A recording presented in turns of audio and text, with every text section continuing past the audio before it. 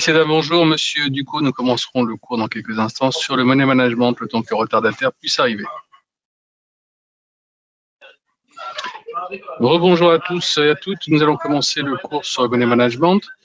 Voilà, nous allons nous mettre sur, là, on est sur le Nasdaq et on va se mettre sur le CAC 40.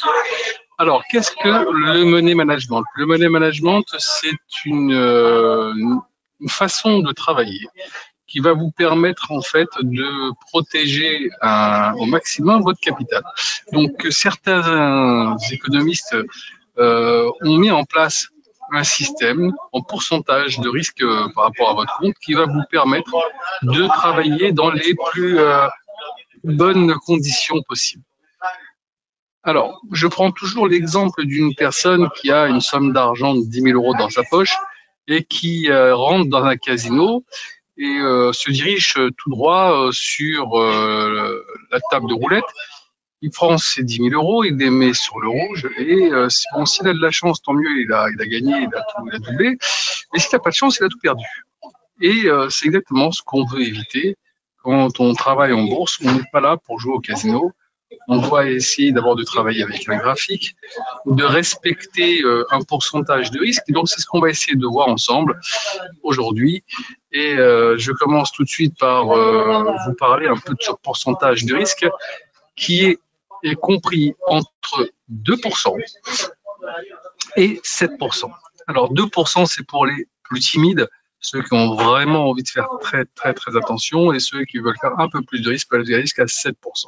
Maintenant, moi, je préconise plutôt de dire 5%. Pourquoi? Parce que on est quand même sur un marché pour gagner de l'argent. On n'est pas là non plus pour gagner des centimes. Maintenant, si on a la patience de le faire, pourquoi pas? Ou si on a peur, pourquoi pas? Mais 5%, c'est pas non plus quelque chose d'invraisemblable. C'est-à-dire que si j'ai 10 000 euros, je ne dois pas risquer plus de 500 euros sur mes 10 000 euros. Donc, ça se traduit comment, en fin de compte, sur une prise de position sur les marchés tels que le CAC 40. Imaginons là actuellement que je suis vendeur sur le CAC 40. Je veux vendre un ordre pour un lot. Je mets mes vendeurs. Regardez ici, un lot égale 100, ce qui veut dire que je gagne ou je perds 100 si le marché part d'un sens ou dans l'autre. Là, étant vendeur, si je me mets de vendeur, je perds de l'argent si ça remonte au-dessus de 25, par exemple. Et si j'étais acheteur, je perds de l'argent si ça descend en dessous de 23. Donc voilà, regardez. Je vais être vendeur ici. Voilà, je viens de passer un ordre. Regardez. Tout de suite, j'ai une somme d'argent déjà qui... Un lot, c'est quand même pas rien. Hein. J'ai toujours une somme d'argent qui est déjà débitée, puisque n'oubliez pas qu'il y a le spread. Donc, il faut tenir compte de tout ça, hein, évidemment. Donc, j'ai ouvert ma position à 21. D'accord, 21,50. Le marché vaut déjà 24,50. OK. Et comme j'ai un portefeuille, on reste toujours avec ce portefeuille de 10 000 euros. OK. Je m'aperçois déjà, regardez un peu, que si je mettais mon stop loss, et voilà, je suis déjà en négatif. Et ça va vite. Regardez, je suis à 21, 27, je perds à 500, je les ai perdus en, allez, 30 secondes. Donc, il y a un problème majeur par rapport à ma prise de position, c'est d'abord le volume. Évidemment, j'ai pris un volume beaucoup trop important par rapport à ma prise de position. Et d'autre part, non seulement j'ai pris un volume trop important, mais en plus, même si j'avais mis un stop loss, je rappelle qu'un lot égale 100, ça veut dire que je vais mettre un stop loss à 5 points par rapport à mon prix d'entrée. J'ai vendu à 21,50, j'aurais dû mettre un stop loss à 26,50. Donc on est déjà à 29, vous voyez un peu la difficulté de ce produit. Je regarde en haut, regardez un peu la volatilité du produit, c'est ça qu'il faut regarder. Il est descendu aujourd'hui à 7591. Et il est monté d'un autre côté à 7636. Il y a donc un petit peu de volatilité sur le produit, d'accord? Regardez, on a fait une petite mèche ici sympathique pour revenir. Et là, on est en train de se chercher. On a du mal encore à essayer de repousser. D'ailleurs, je ne serais pas étonné que tout à l'heure, on reparte à la baisse. Mais bon, imaginons que je reste quand même campé sur les positions. Là, je perds ma position parce que j'ai pas envie non plus de manger mon capital. Parce qu'après, pour faire des... Voilà. je vais donc prendre une position plus petite. Donc, même si je reste, on va dire, sûr de mon sens, ce qui veut dire que je vais prendre une position de 0,5, je mets vendeur, et donc maintenant, pour pouvoir assurer mes 5% par rapport à mes 10 000, ça sera plus 5 points, mais ça sera 10 points pour le stop. Donc, si je vais ici modifier ou annuler l'ordre, j'ai ouvert mon ordre à 30, et ici, évidemment, je pourrais le mettre ici à 40 et demi. Là, je suis ouvert à 30 et demi, je peux le mettre à 40 et demi, voilà. Donc, ce qui veut dire, qu'est-ce qui s'est passé là? Pardon, une petite erreur, pardon. Tac. Modifier ou annuler l'ordre. 7640 et demi, ouais. Qu'est-ce que le problème? Je suis vendeur. Ouais.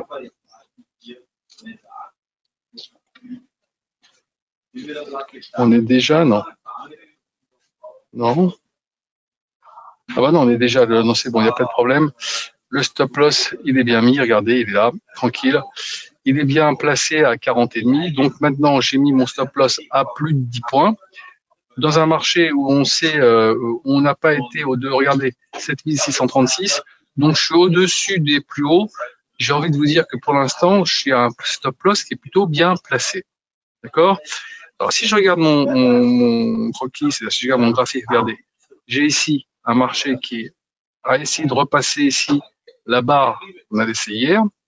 Ok, on avait fini ici, si on regarde bien, ici, un petit peu au-dessus des cours d'aujourd'hui. Donc on a un tout petit gap, mais on a placé notre ordre ici. Si je regarde ici, regardez la stochastique, on est en train de replonger.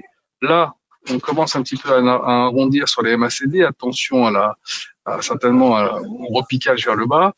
Ici, on a du mal à revenir au-dessus des 61% des 61 de RSI. Donc, on a la possibilité peut-être de voir le marché continuer de descendre. Donc, on va regarder ça. Pour le moment, j'ai envie de dire que mon ordre est plutôt bien placé. Je le garde comme tel. OK? Alors, je vais vous montrer maintenant quelque chose d'intéressant qui va certainement vous intéresser pour beaucoup. C'est ce pricer. Alors, ce pricer, il va vous permettre de pouvoir mettre en place, même par tâtonnement, des intérêts. Alors voilà, j'ai dit que j'étais ici vendeur à 7630.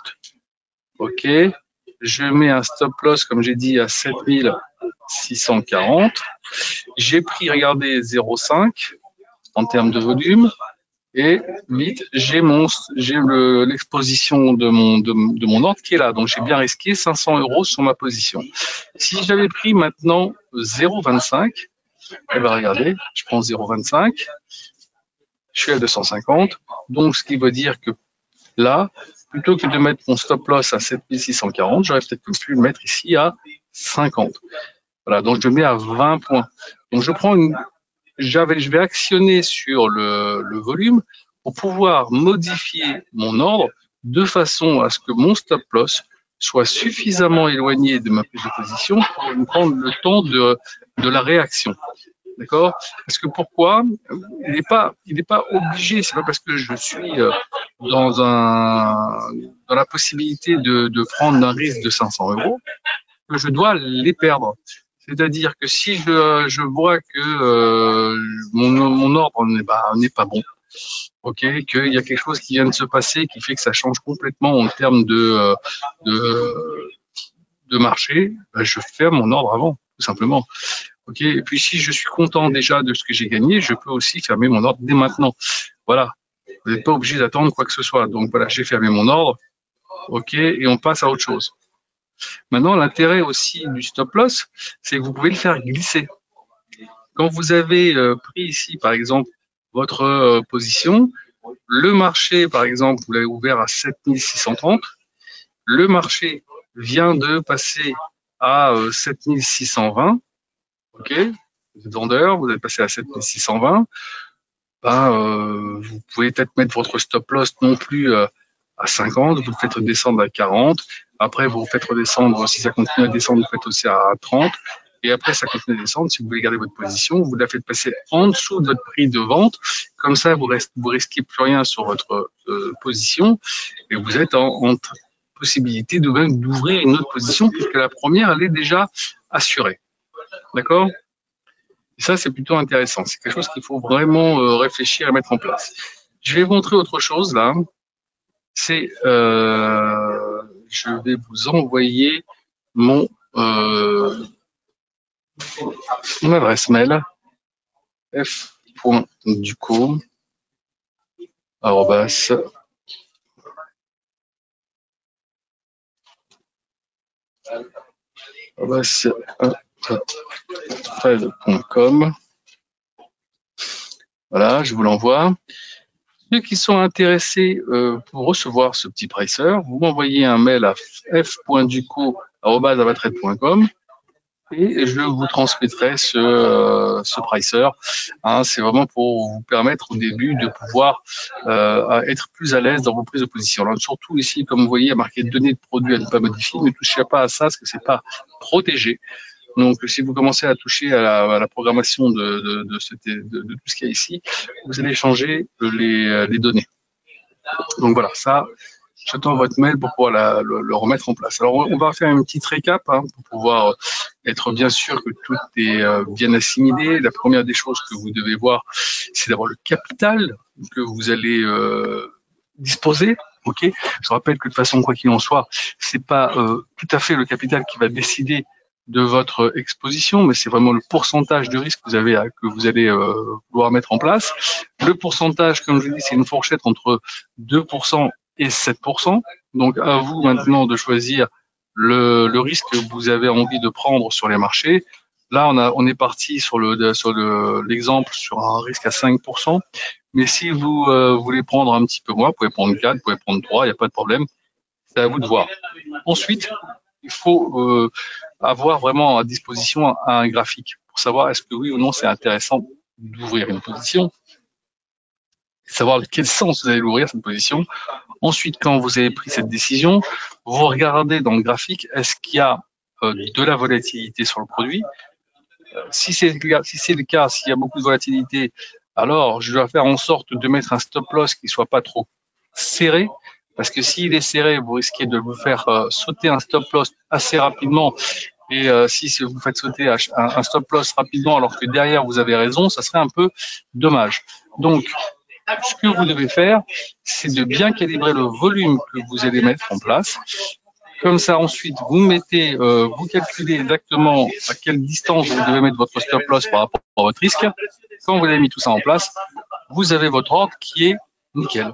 Et là, vous pouvez commencer à travailler dans des conditions optimum. Alors évidemment, pour faire une petite parenthèse, hier on a eu quand même pas mal d'interventions, hein, notamment Monsieur Powell qui nous a dit que il n'y aurait pas de baisse des taux dans les médias. Et d'ailleurs, il n'a même pas évoqué une date. Donc on peut très vite se poser la question à de savoir si en 2024 il pense réellement y avoir une baisse des taux. Alors on verra par la suite ce qui se passera. Donc ça va peut-être amener pas mal de corrections sur les marchés dans les semaines qui arrivent. De plus, on commence à être de plus en plus déçus par les résultats des GAFAM. Hein. Donc on va voir aujourd'hui, hein, peut-être à la clôture, qu'il va y avoir 2-3 Amazon, Apple et Meta qui vont donner leurs résultats. Il ne faudrait pas qu'ils se trompent, il ne faut pas qu'ils se prennent le pied dans le tapis, parce que s'ils se prennent les pieds dans le tapis, on peut dire qu'aujourd'hui ou demain, on peut avoir des marchés qui dérapent. D'accord. Et puis, évidemment, gardez toujours en mémoire qu'on a des conflits latents au Moyen-Orient qui peuvent à tout moment changer la donne. J'espère avoir été assez clair dans toutes les explications. Si vous avez besoin d'autres explications, je vous redirige vers vos chargés de compte qui se feront un plaisir de faire un complément d'explication sur tout ce qu'on a pu voir. Vous avez vu, le money management, c'est pas très compliqué. Il suffit d'appliquer les petites choses que nous avons vues ensemble et ça devrait bien se passer. En tout cas, on est dans des marchés actuellement assez porteurs qui vont vous permettre certainement de faire des belles opérations dans les jours qui arrivent et dans les semaines qui arrivent. Passez une excellente soirée et à très bientôt. Au revoir.